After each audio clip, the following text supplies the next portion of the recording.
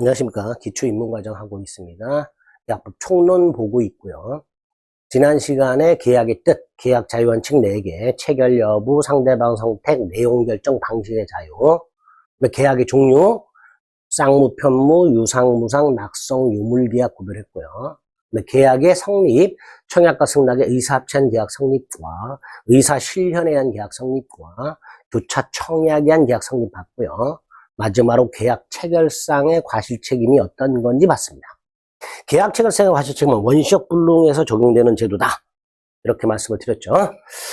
자, 계약이 체결됐고요. 그 계약 중에 쌍무계약의 효력이란 게 민법에 2개가 규정이 되어 있습니다. 쌍무계약이란 게 뭐였어요? 매매처럼 양당사자에게 대가적 채무가 생기는 게 쌍무계약이죠. 근데 이 쌍무계약은 어떤 특징이 있냐면 양채무가 대가적이에요. 따라서 여기서 대가적이란 게 뭘까를 한번 생각을 해봅니다. 대가적이는 게 뭐냐 하면 네가 하니까 나도 한다 이런 뜻이에요. 그냥 쉽게 말하면 대가적이라는 건 네가 하니까 나도 한다예요. 그럼 반대로 네가 안 하면 나도 못 해줘. 언제까지? 네가 할 때까지. 왜 그러냐? 쌍무계약상 양채무는 원칙적으로 공평 원칙상 동시에 이행이 돼야 돼요. 그쵸? 갑과 을이 1월 10일 날 갑소유 A 토지를 1억에 매매하는 계약을 하면서 1월 30일 날 갑은 소유권을 넘겨주고 을은 대금을 지급하기로 합니다. 이렇게 매도인의 소유권 이전과 매수인의 대금 지급은 공평의 원칙상 동시에 이행이 되어야 되겠죠. 그죠? 물론 물건이 급한 을은 돈 먼저 주기로 약속할 수 있어요. 또 매각이 급한 갑은 소유권 먼저 넘겨주기로 얼마든지 당사자가 약속할 수 있어요. 이렇게 당사자가 먼저 내가 하겠다라고 약속을 하지 않는 한 원칙적으로 공평 원칙상 동시에 이행을 해야 돼요. 자, 그러면 1월 30일이 됐습니다. 동시에 이행을 해야 돼요. 근데 갑이 소유권을 안 넘겨주면서 돈을 달라고 청구를 합니다. 그럼 을은 당연히 뭐라 그래야 돼요? 동시에 하기로 했잖냐. 네가 소유권 넘겨줄 때까지 나 돈 못 줘. 라고 할 수 있어야 되죠. 그게 동시 이행의 한명권입니다. 항변이란 게 거절이라 그랬죠. 그래서 동시 이행의 한명권이란 첫째, 쌍무계약에 있어서 양채무가 모두 이행기가 도래했다. 1월 30일 아까. 그러면 공평원칙상 매도인이 소유권 넘겨주는 것과 매수인이 대금을 지급하는 건 동시에 이행을 해야 공평하다. 어느 일방이 먼저 이행하기로 약정하지 않는 한 동시에 이행을 해야 공평하다. 그런데 어느 일방이 이행을 안 하더란 말이에요. 그러니까 매도인이 소유권 안 넘겨준단 말이에요. 그럼 매도인이 이행을 할 때까지, 소유권 넘겨줄 때까지, 그러니까 영원히가 아니죠. 네가 할 때까지 나 돈 못 줘 라고 거절할 수 있는 그런 항변권을 동시 이행의 항변권이라고 부릅니다.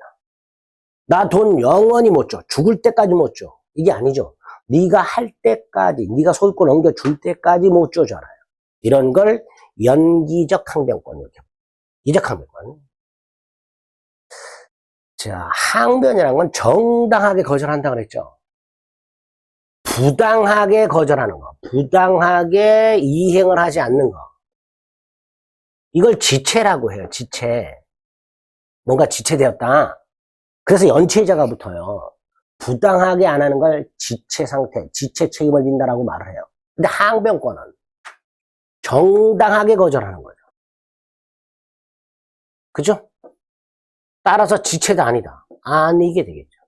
결과적으로 항변권이 있다면, 동시 이행의 항변권이 있다면, 설령 대금 지급 기일이 도래했다 하더라도 안 줘도 되는 거죠. 거절할 수 있으니까. 그러니까 이행을 하지 않았다 하더라도 뭐가 없다? 지체 책임. 이렇게 말을 하겠죠. 이런 걸 동시 이행의 항변권이다. 개념 잡습니다. 두 번째, 위헌부담이 나왔습니다. 위헌부담은 후발적 불능을 생각하시는데 쌍무계약의 양당사자의 채무 중 어느 일방의 채무가 그 채무자의 잘못이 없이 불가능하게 되는 후발적 불능에서 나오는 제도가 위헌부당입니다. 예를 들어 보겠습니다. 갑이 을에게 땅을 팔았어요. 1월 10일 날. 이행은 1월 30일 날 하기로 했습니다. 1월 30일 날 토지 소유권 넘겨주고 우리는 1월 30일 날 대금을 지급하기로 했습니다. 그런데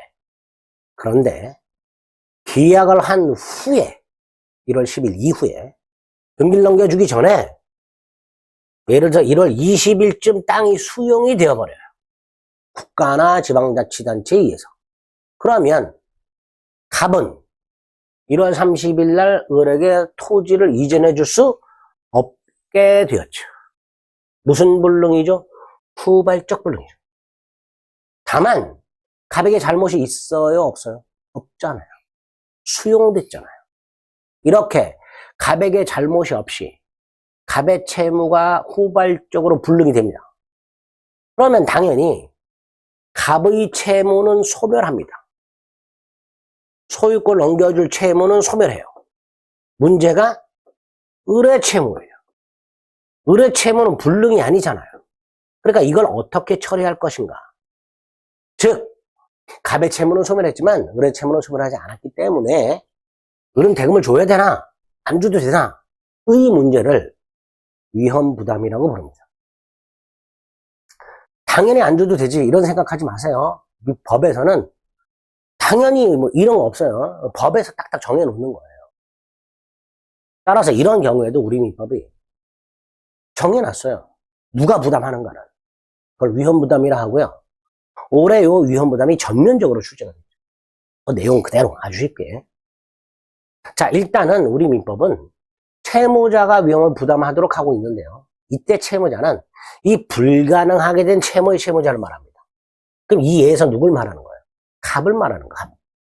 갑이 을에게 토지를 넘겨줄 채무가 불가능해졌잖아요.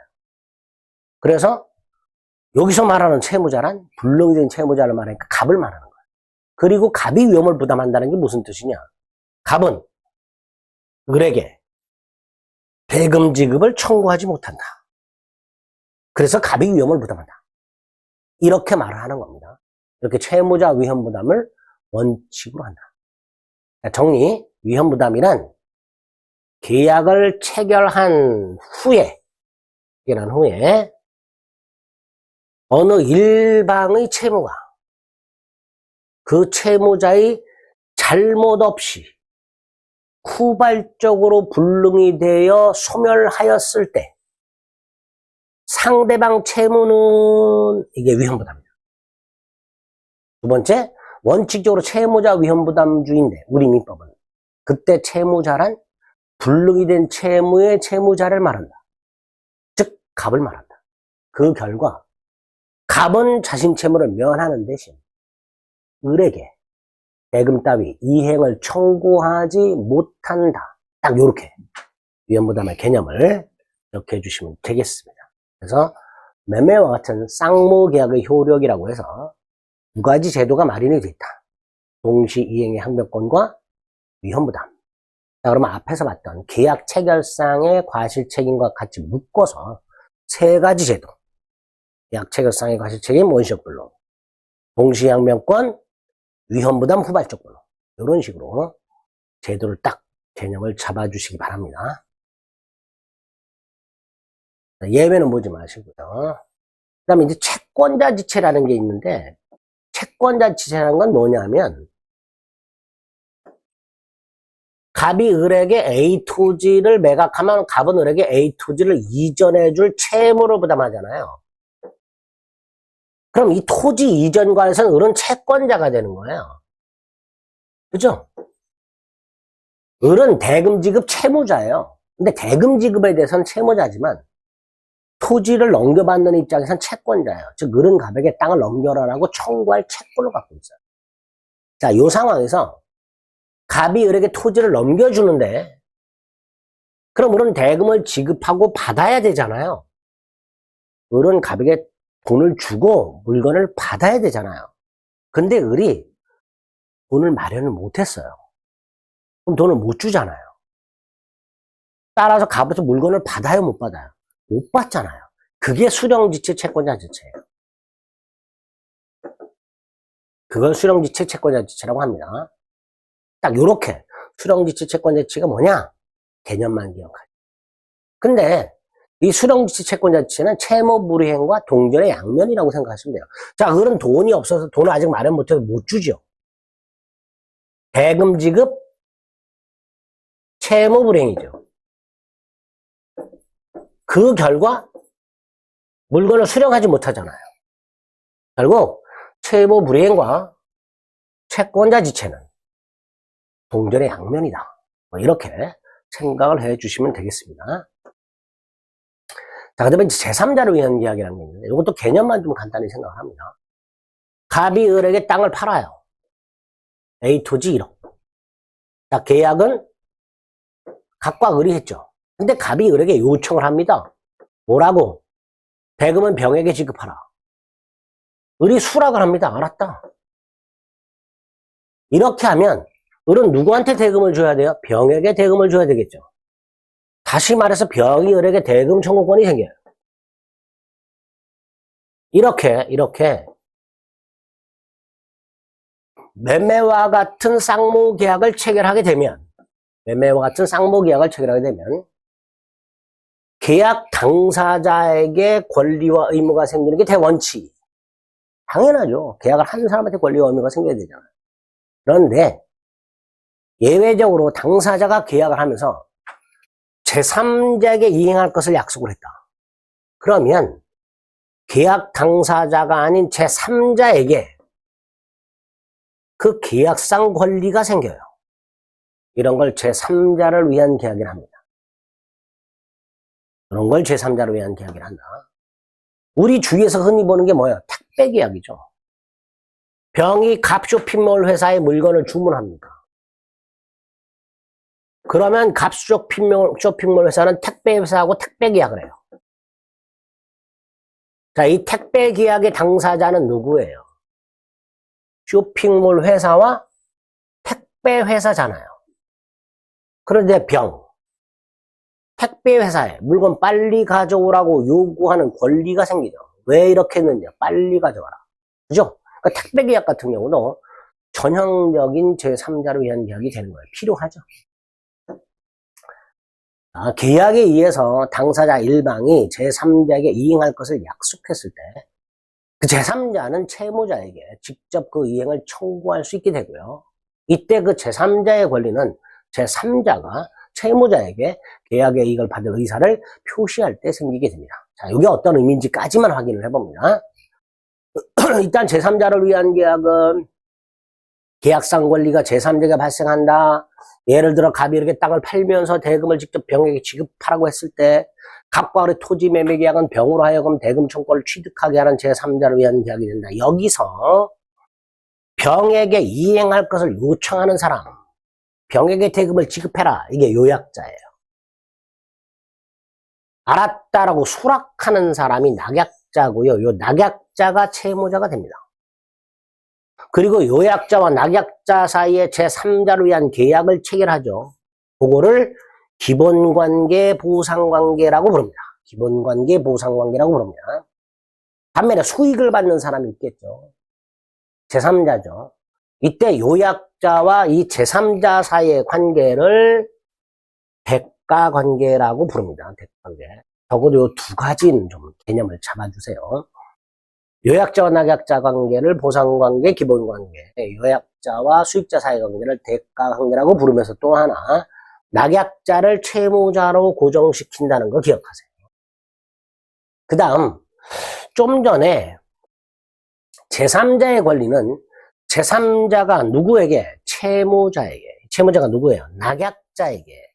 요약자가 아니고 낙약자에게 계약의 이익을 받을 의사를 표시해야 권리가 생긴다고 그랬죠. 잘 생각해 보세요. 갑이 을에게 물건을 팔면서 대금을 병에게 지급하기로 했습니다. 자, 여러분이 병입니다. 병. 갑에게 1억을 빌려준 게 있어요. 그런데 갑이 을과 A 토지 1억 매매 계약을 하면서 대금을 병에게 지급하기로 약속을 하고 갑이 병에게 전화를 합니다. 야, 내가 너한테 갚을 1억 을한테 받아. 자, 여러분이 병이라면 갑으로부터 그런 연락을 받았을 때 뛸 듯이 기쁠까요? 찜찜할까요? 찜찜하죠. 제가 병이라면 싫다 그럴 거예요. 나 을 모르는데 네가 줘. 나 을한테 안 받을 거야. 이렇게 말할 것 같아요. 저 같으면. 무슨 말이에요? 요약자와 낙약자 사이에 설령 제3자를 위한 계약을 했다 하더라도 그것만으로 제3자에게 권리가 생기는 게 아니란 말이죠. 제3자의 의사를 물어봐야 되는 거예요. 그래서 설령 요약자와 낙약자 사이에 제3자를 위한 계약을 체결했다 하더라도 플러스 제3자가 채무자, 즉 낙약자에게 수익을 받겠다는 의사를 표시해야, 그래야 제3자에게 뭐가 생긴다? 권리가 생기도록 하고 있는 거예요. 요약자와 낙약자 사이의 계약만으로 제3자 의사를 개무시한 채 제3자에게 권리가 생겨서는 안 된다라는 거예요. 제3자가 선택할 수 있어야 될 거 아니에요. 병이 싫을 수도 있단 말이에요. 갑이 병한테 을한테 돈 받아 그랬을 때 병이 나 싫다라고 할 수 있어야 될 거 아니에요. 그래서 요약자와 낙약자 사이에 제3자를 위한 계약이 체결됐다 하더라도 그것만으로 제3자에게 권리가 생기진 않는다는 거. 따라서 제3자에게 권리가 생기려면 제3자가 채무자, 즉 낙약자에게 수익의 의사를 표시해야만 제3자에게 권리가 생긴다는 거. 여기까지를 기억하시면 됩니다. 제3자를 위한 계약의 개념과 요약자, 낙약자, 수익자 구별하시고, 특히 낙약자가 채무자다 기억하시고, 요약자, 낙약자 사이 기본관계, 보상관계, 요약자, 수익자 사이 대가관계, 마지막 제3자 권리는 제3자를 위한 계약만으로 성립하지 않고 제3자의 뭐가 필요하다? 수익의 의사표시가 필요하다. 이걸 누구한테 해야 된다? 채무자, 낙약자에게 해야 한다. 딱 여기까지를 기초과정에서 제3자를 위한 계약 기억해 주시면 되겠습니다. 나머지는 다 읽지 마시고, 요거 하나, 제3자 권리 발생 요건, 아까 뭐라 그랬어요? 제3자의 수익의 의사표시가 필요하다 그랬죠. 수익의 의사표시는 제3자 권리 발생 요건이다. 수익의 의사 없이 수익자가 당연히 권리를 취득한다는 약정, 당연히 효력이 없겠죠. 제3자의 의사를 물어보는 게 핵심이 되는 거예요. 그 정도 확인하시고 넘어가시면 되겠습니다. 자, 계약 총례는 마지막 계약의 해지가 나왔습니다. 계약의 해지는 시간을 좀 달리해서 살펴보겠습니다. 수고하셨습니다.